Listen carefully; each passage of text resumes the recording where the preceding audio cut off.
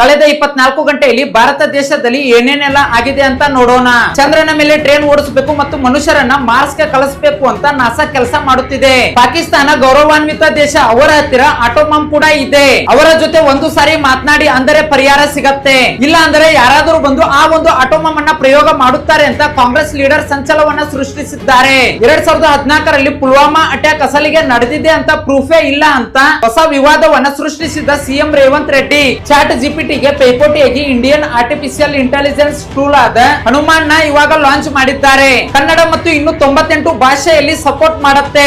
IIT Madras ನವರು ತಯಾರು ಮಾಡಿದ ಫ್ಲೈಯಿಂಗ್ ಟ್ಯಾಕ್ಸಿ ಬಗ್ಗೆ ಆನಂದ್ ಮಹೇಂದ್ರ ಅವರು ತಮ್ಮ ಟ್ವಿಟರ್ ನಲ್ಲಿ ಪೋಸ್ಟ್ ಮಾಡಿ ಹೇಳಿದ್ದಾರೆ, ಇಂಡಿಯಾದಲ್ಲಿ ತುಂಬಾ ಯಂಗ್ ಟ್ಯಾಲೆಂಟ್ಸ್ ಹೊರಗೆ ಬರುತ್ತಿದ್ದಾರೆ ಅಂತ ಹೇಳಿದ್ದಾರೆ. ಭಾರತ ದೇಶದಲ್ಲಿ ಉತ್ಪತ್ತಿ ಆಗುವ ಕೇಸರ್ ಇವಾಗ 1 ಕೆಜಿ 5 ಲಕ್ಷ ರೂಪಾಯಿಗೆ ರವಾನೆ ಆಗುತ್ತಿದೆ. ಫೈನಾನ್ಸಿಯಲ್ ಇಯರ್ 2024ರ ಎಕಾನಮಿ 8% ಹೆಚ್ಚಾಗುವ ಸಾಧ್ಯತೆ ಇದೆ. 2027ಕ್ಕೆ